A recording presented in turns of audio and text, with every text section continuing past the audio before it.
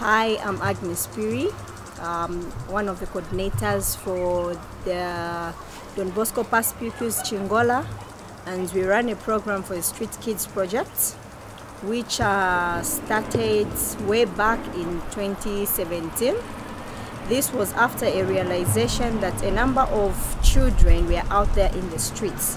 So after going round the streets, we discovered that most of the children were having difficulties from their homes, and other children are orphans. So because where they are staying, they are not comfortable, they end up living in the streets. The main aim for the Street Kids program is to try and unite them back to their parents or their relatives, to remove them out of the streets and to see how we can help them education-wise, and also help them teach them on how they should live with other people, how they should live in their homes.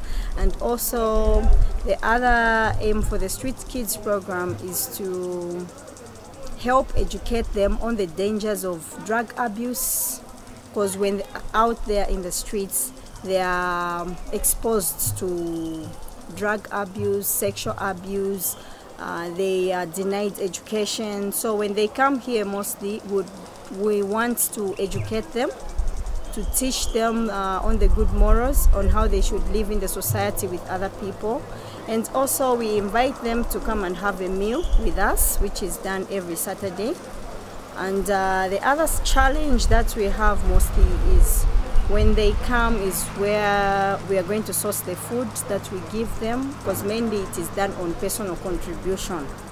At the moment, we don't have a full-time sponsor. We sponsor ourselves, and also with the help of the Salesian House, they also give us something at the end before the day begins, so that the program is run smoothly. So I would like someone, any willing partner, to come on board and help us cooperate, because we want to educate these children. We want them to be good Christians and honest citizens of our nation. So for the street kids, we are trying to source some masks for them, to make some masks for them, which will cost about 4,000 plus, because we aim to target about 500 street children.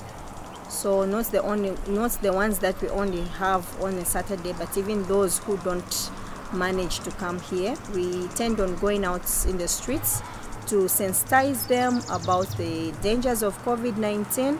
And when they come every day, every Saturday, I always sensitize them on the dangers of COVID-19. I teach them how to wash their hands with soap every day, every now and then. Whenever they touch something, they have to wash their hands. So I even teach them on how to keep social distance. So from that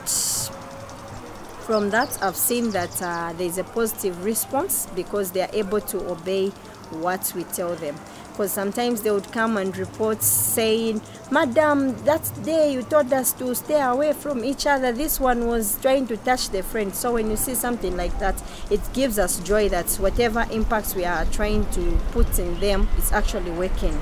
Because we are not just trying to bring them, gather them, they have a meal, they go. We also want them to know about everything that is going on in our nation, because they are not privileged to learn or know more about what is going on, especially the COVID-19 and the impacts that it has impacted us, because most of our activities have not been able to go smoothly.